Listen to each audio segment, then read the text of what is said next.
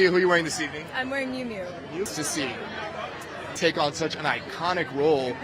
What went through your mind? Hey, buddy, eyes up here.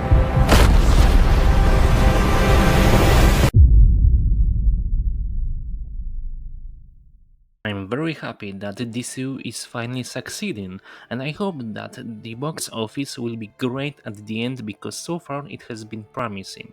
Domestically, it made less than Man of Steel in the last week, but a new Superman made $122 million when Man of Steel made $6 million more, and if you adjust for inflation, it would be $176 million today, around 37% more. And after so many years of weak films where Warner Bros. Really didn't know what they wanted to do with this brand, which led to financial flops, they were sinking this ship with every film, until it finally came to the Wild West where their sheriff tried to be the Rock and he drowned too. In 2023, James Gunn announced the structure of his plan, Chapter 1 Gods and Monsters. He presented what films and series he wanted to make. He says his goal is to release 2 live-action films, 1 animated series, and several live-action shows yearly. I hope he will stick to his main principle, where the priority is a completed script, unlike Kevin Feige does. Last year he started with a pretty successful cartoon, Creature Commandos, which is basically a continuation of the Suicide Squad. In August, we will see Peacemaker Season 2, which is a canonical series. Meanwhile, in 2026, an 8-episode live-action detective series where Green Lanterns, Hal Jordan and Jon Stewart will investigate the mysteries of a certain murder. Nathan Fillion is also supposed to appear in the series. Next, Supergirl, who we already saw in her superhero skirt, right? And her opponent will be Lobo, played by Jason Momoa. In the fall, Clayface, a body horror film where the titular character can change his appearance. This might be very interesting. Furthermore, James Gunn is open to stories outside the main universe, meaning, for example, where there is the Batman and the Penguin. I like how the film starts in the middle, kinda like an episode of a TV show where everything is already established. Honestly, I'm tired of the same formulaic movies, which often look the same. This time, editing of this movie makes it different. It's fast like Superman. Since there's a lot of characters, and the movie's target audience is basically everyone, James Gunn decided to keep the pace dynamic to make sure nobody gets bored. It doesn't need any traditional beginning. It's dynamic and it doesn't waste time on stupid stuff like it was in Thunderbolts. Superman's story starts with a failure, where he gets a serious beating for the first time and needs to heal, but this supposedly important moment fades away. Superman doesn't doubt himself, he gets up and fights on, even though his regeneration wasn't complete. There is no talk of giving up, taking a break, or even calling for help.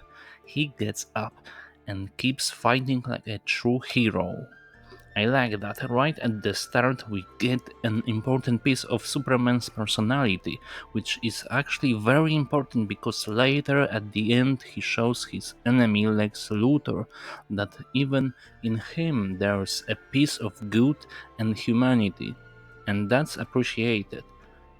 Funny how they were saying that there is no Superman origin story, but we clearly get some in dialogues. For sure, we will learn more about his home, the planet Krypton, next year in the Supergirl movie. Technically, DCU will offer us a ton of places to explore. So far, we saw Metropolis, a crazy pocket dimension, and a little bit of space. At the start of the movie, there's text shown briefly describing, like in Star Wars, what's happened so far. 3,000 years ago, the first alien humans, so-called metahumans, appeared on Earth. I like how in the first DCU movie we already get developed technology, aliens and some wild mutants. Even the fights between characters are more interesting because they have various types of abilities. Kaiju the Engineer, Superdog Crypto, Billionaire Lex and his soldiers in super suits similar to Iron Man, various private or government organizations. And the truth is, instead of slowly accelerating this train, we as viewers jump onto an already speeding train and race fast. We see all these characters around, we see how this world lives, and it's a completely different approach than we have seen so far. There won't be any more wasting time. When the world is built, you have ready-made cities, histories, conflicts, and relationships between those characters. Characters already have a baggage of experiences, which makes their actions and choices more interesting and exciting, and then leads up to a greater number of adapting comic book stories. Like, look, you pick a new comic book, or even watch a cartoon, the world is already rich, right? That's cool.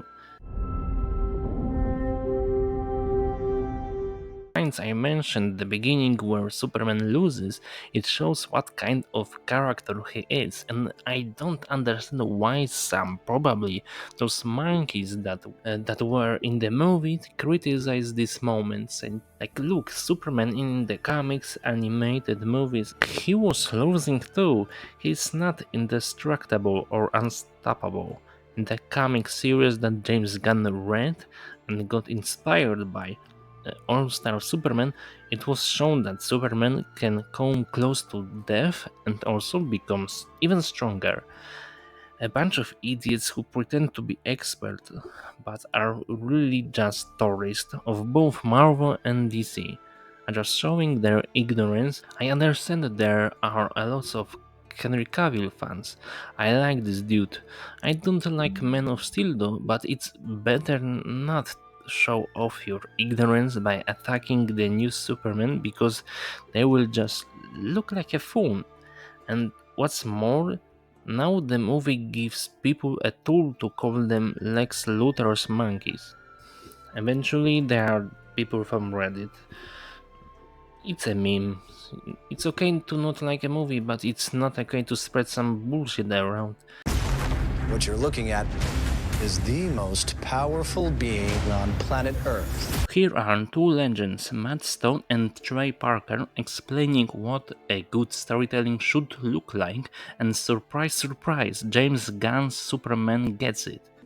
But we can take these beats, which are basically the beats of your outline, and if the words "and then" belong between those beats, you're f***ed, basically. You got something pretty boring. What should happen between every beat that you've written down is either the word therefore or but, right? So what I'm saying is that you come up with an idea and it's like, okay, this happens, right? And then this happens. No, it should be this happens and therefore this happens. But this happens, therefore this happens. So this is how the movie's plot looks like. There will be some spoilers, but minor ones. Superman falls straight into the snow in Antarctica because he fought the Hammer of Boravia, where Superman got involved in a war between two fictional nations and got hit very hard. So because of that, he calls his dog to get to his base, Fortress of Solitude. Gets healed, but not fully. And despite objections from his super robots, he flies to fight on because he has a warrior's heart. Because of that, the engineer finds Superman's base, which we later learn was Lex's plan, because Lex wants to defeat Superman, so he has to find something to harm him. Therefore, Lex's people send a giant monster so Lex could easily search Superman's base, because Superman's attention is focused on defeating the monster, and Lex kidnaps his dog to piss him off. Lex reveals compromising and dangerous info about Superman, and I won't reveal what that info contains. Find it out in cinema. Uh, And therefore, public opinion changed towards Superman, and the Pentagon, which works with Lex, wants to lock him up in prison. And since Superman is a good guy, he turns himself in. The prison is a pocket dimension created by Lex where he holds his enemies because he tries to extract important information for himself and conducts various experiments. So, Superman, with help from Metamorph, Lois, and Mr. Terrific, and even Crypto, escapes the prison and returns to his home in Kansas because he has been injured by kryptonite which Metamorpho created. And what's interesting, thanks to Superman, he learned to create more complex materials like solar energy. That's very cool. And because of that, Superman has been compromised and doubts himself. His father reminds him who he really is and what the role of parents is. That was a great scene, by the way. In Metropolis, a pocket dimension portal creates a giant tear in the ground which splits the city in half during their escape. So that's why the heroes fly to save the city and its residents. Jimmy Olsen convinced his admirer Eve to pass him dirt on Lex because he, as a Daily Planet journalist, hopes it could clear Superman's name by discrediting Lex's credibility. So Superman defeats his enemies, Ultraman and the Engineer, and it turns out Lex and Boravia's president were conspiring and betrayed their alliance with America. So because of that, Lex ends up in prison. I skipped some plot points like the romance with Lois. It's good, ties into the main plot, even the interview where Superman yells. Having a context, it looks better than in the trailer, explains dynamically what Lois and Superman stand for. Now let's move to the characters because the casting is fantastic.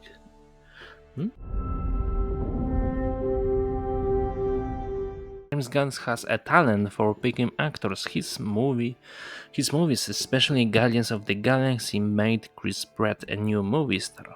Maybe David Cornsweat will be another one.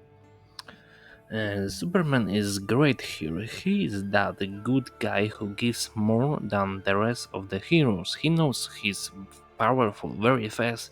Every life matters to him. Human, animal, alien. When Alex kidnapped the dog, Superman thought Crypto was very scared and he felt sad about it. During the fight with the monster, he devoted a few seconds to check if people were okay. You don't really see that in superhero movies. Still, he killed his clone. I don't know why, though I can only assume. I wish there was an inner conflict or something like it was in Iron Man where Tony sees his mistakes and corrects his wrongs by doing good. I know a different character, but somehow it would make Superman a little bit more interesting. Lois Lane is great, very charismatic, cool girl who has her job in the press, tries to be a good journalist, cares about her boyfriend Superman, definitely better wife material than Mary Jane.